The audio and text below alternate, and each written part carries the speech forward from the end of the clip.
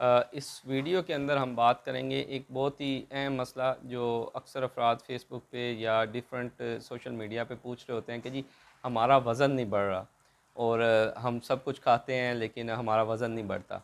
तो वज़न ना बढ़ने से ज़्यादा जो ख़तरनाक चीज़ होती है वो होती है कि वज़न का कम होना और वज़न का तेज़ी से कम होना। वज़न का तेज़ी से कम होने की 2 से 3 वजूहत हैं जो हमारे माशरे में पाई जाती हैं। एक ये है कि हम क्योंकि बड़े सग़ीर में रहते हैं तो टीबी का मर्ज़ बहुत ज़्यादा पाया जाता है और बाकी मुल्कों में इवन अमेरिका, यूरोप में उन्होंने अपनी किताबों में टीबी पढ़ाना भी कम कर दिया क्योंकि वहाँ मरीज़ नहीं होते। हमारे यहाँ बहुत ज़्यादा काम हुआ है और टीबी के बहुत से मरीज़ हैं।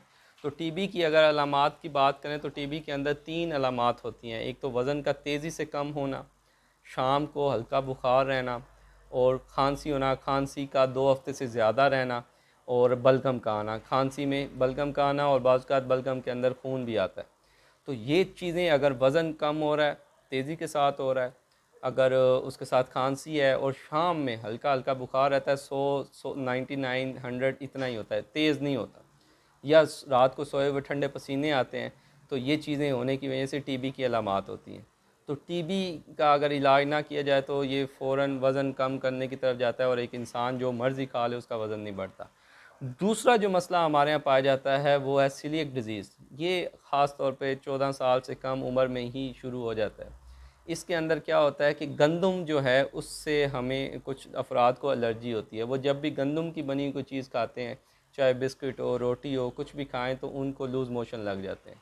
और ये मसला बचपन में ही पिक हो जाता है और उसकी वजह से उनकी वज़न भी नहीं बढ़ता और उनको यही मसाइल रहते हैं। आए दिन वो अक्सर देखा होगा कि अगर ऑफ़िसेज़ में भी हैं तो वो उनके चक्कर लग रहे होते हैं, वॉशरूम आ जा, बस यही चीज़ें चल रही होती हैं। वजह इसलिए कि उनको बार बार जो भी खाते हैं और उनको ये पता नहीं होता कि उनको गंदम से एलर्जी है और हमारी बहुत सी चीज़ें जो हैं वो गंदम से ही बनती हैं। अब उसके मुतबादल जो जिन अफराद को ये मसला होता है उनको हम मशवरा देते हैं कि आप चावल की रोटी बनाएं या जौ की रोटी बनाएं या डिफरेंट और चीज़ें आप इस्तेमाल करिए, सब्ज़ी फ़्रूट लें, लेकिन गंदम की बनी हुई चीज़ें इस्तेमाल ना करें क्योंकि मजबूरी होता है। उसमें ग्लूटेन फ्री डाइट एक एलिमेंट होता है गंदम के अंदर जिसको ग्लूटेन कहते हैं, वो होने की वजह से उन अफराद को एलर्जी होती है।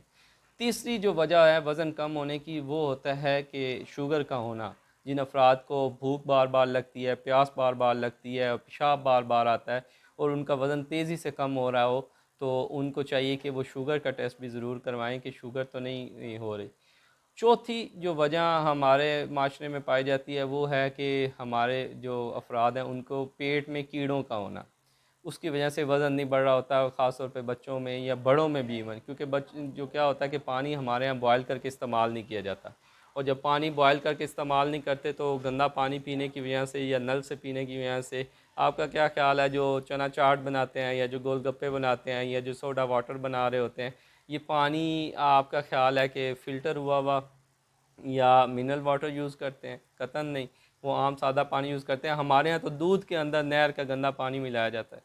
तो उसकी वजह से जो अफराद इस चीज़ का ख्याल नहीं रखते उनको पेट में कीड़े होते हैं और ख़ास तौर पे बच्चे रात को एकदम से बैठ के रोना शुरू कर देते हैं या जो अफराद पेट में अक्सर उनको दर्द होता है और वो बच्चे भी बताते हैं कि जी मेरे पेट में डॉक्टर साहब दर्द होता है और घूमता रहता है।